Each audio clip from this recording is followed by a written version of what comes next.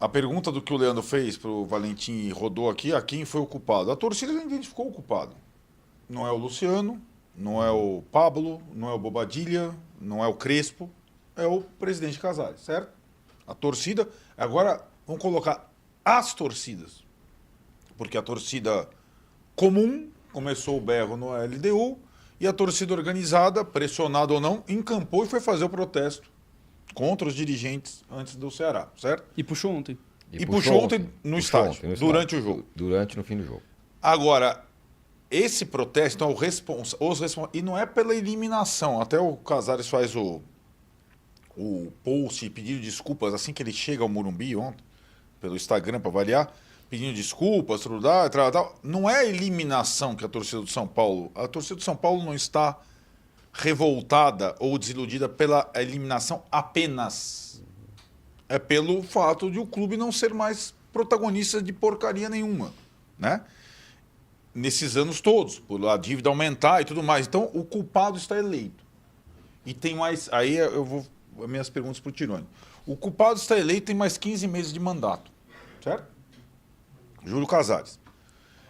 E aí, tem uma situação que o Leandro levantou que o Júlio Casares não é capaz de resolver nesses 15 meses que restam. E nem, talvez, o sucessor dele num curto período, que é contratar um jogador como o Marcos Leonardo. Então, o torcedor de São Paulo está vivendo uma distância da realidade muito grande. Eu pergunto para o Tironi, porque o Tironi sempre defendeu, cara, tem que dar um passo atrás e parar de gastar como o Corinthians gasta, porque senão o São Paulo vai quebrar. E de alguma forma, ainda que não esteja funcionando plenamente, esse passo foi dado esse ano. Não estou falando da questão do fundo de cutia, que é uma outra discussão, mas o time desse ano não tinha que ter o Marcos Leonardo, nunca tinha que ter tido o Marcos Leonardo. Ele não tem capacidade para estar, o São Paulo não tem capacidade para ter um jogador como o Marcos Leonardo. Mas o São Paulo continua estourando o orçamento, continua gastando muito. Sim, mas isso é uma coisa. O São Paulo não tem grana em cash para fazer uma aquisição de um jogador jovem. Mas daí eu pergunto, o Rigoni, Dineno e Tapia, os três... O dinheiro dos três não daria para trazer um Marcos Leonardo? Claro que não. Mas vieram de graça. Não. Só vieram os três de graça. Então, mas não é de graça, gente. Não, de graça eu estou dizendo. É caro. O Marcos Leonardo, só a que questão não, era assim, do Marcos Leonardo, né? o Marcos Leonardo não seria liberado senão mediante um pagamento. Tinha muita gente que falava assim, milhões. não, o Marcos Leonardo é o seguinte, se o São Paulo contrata o Marcos Leonardo, ele faz 5 gols contra a LDU, a gente tá na semifinal, ganha a premiação e paga o Marcos Leonardo. Só que isso não dá pra não era a conversa. Ele de pode base da espirrar torcida. no primeiro Pô, treino o e cara não pode- jogar Isso mais. realmente não existe. Então, pro São Paulo trazer o Marcos Leonardo, ele precisava ter 12 milhas ali, ó. Pá. É isso. Não tem. 12 milhões de reais. Isso. Quanto simplesmente... custa por o Dineno? Porque tá diluído. Mas não, Eu tá sei, ali, mas Os três dá tá- 1,5. Mas Os tá três dá diluído. 1,5. Os três dão 1,5 por Dineno, mês. Tapia e Rigoni. Então Maurício, não tinha como. Mas não tinha o como. Marcos Leonardo seria 2 milhões até o restante do ano. É isso? Mais os 12 de entrada.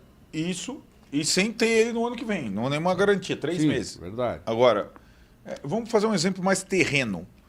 O Santos contratou o Lautaro Dias, que foi o algoz do São Paulo lá em Córdoba, que o Leandro lembra tanto, do Del Valle. O Lautaro Dias estava na mesma situação do Dineno no Cruzeiro. Era a quarta, quinta opção. Por que o São Paulo não contratou o Lautaro Dias e contratou o Dineno? Porque ele não tinha grana para contratar o Lautaro Dias. O Santos tinha. Então eu quero X pela liberação imediata do Lautaro Dias. Eu tenho. O São Paulo não tinha. O São Paulo só contratou o Dineno porque o Cruzeiro topou liberá-lo. Então, assim, essa é a realidade deste ano. E essa, não vai mudar tão essa conversa, rápido. eu acho que essa conversa se mistura quando fala sobre vamos economizar de verdade, vamos fazer direito. E daí tá certo.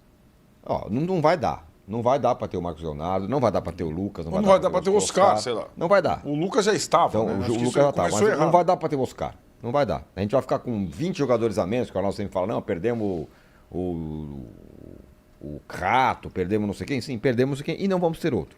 Não vai ter um cara como o Oscar, nem que o Oscar jogasse 40 jogos no ano, 100 jogos no ano, mas o salário dele é alto, o São Paulo não comporta. Eu sempre volto, cara, você fala muito do Flamengo, mas é porque eu morava no Rio de Janeiro na época que o Flamengo fez a sua reestruturação. Chegou no primeiro ano, o Flamengo não tinha dinheiro para nada. Então chegou pro Wagner Love, falou que o Wagner Love, que era o principal jogador do time, contratado pela pela Patrícia Morim, falou, Wagner, tudo bem, tudo bem? Obrigado, não tenho mais grana para você, vamos rescindir. Tchau, valeu, obrigado. Dorival Júnior, o Dorival Júnior, não era o Jorge Jesus, não. O Dorival Júnior, não temos grana para você, Sim. valeu, tchau, a gente vai ter outro treinador, vai mudar e vai ser assim. E claro que era outro tempo, o futebol era menos competitivo, tinha menos time forte e tal, e o Flamengo conseguiu se virar desse jeito. Mas foi na carne, foi na unha. Isso é o ponto que eu acho que o São Paulo não está fazendo da melhor maneira ainda. Sim. O São Paulo fez uma loucura Com as trazer o Oscar. Sim, e com as amarras do Fidic, ainda que está conseguindo a forceps segurar. Porque se não tivesse o Fidic, por mais que você reclame do Fidic, se não tivesse, o São Paulo teria já coringado. Já teria Teria roubado o trazido o Marcos cofre. Leonardo, dá pra... Teria trazido o Marcos Leonardo. Eu acho que a grande questão que desespera o torcedor de São Paulo é justamente isso que a gente está falando. São Paulo não tinha grana para trazer o Marcos Leonardo e fez certo em não trazer. O problema é onde que começou, qual a origem, o princípio disso tudo? E o porquê que o São Paulo, por que a torcida hoje não consegue ter confiança em entender que o São Paulo de hoje pode voltar a ser o São Paulo de 2 décadas atrás, por exemplo?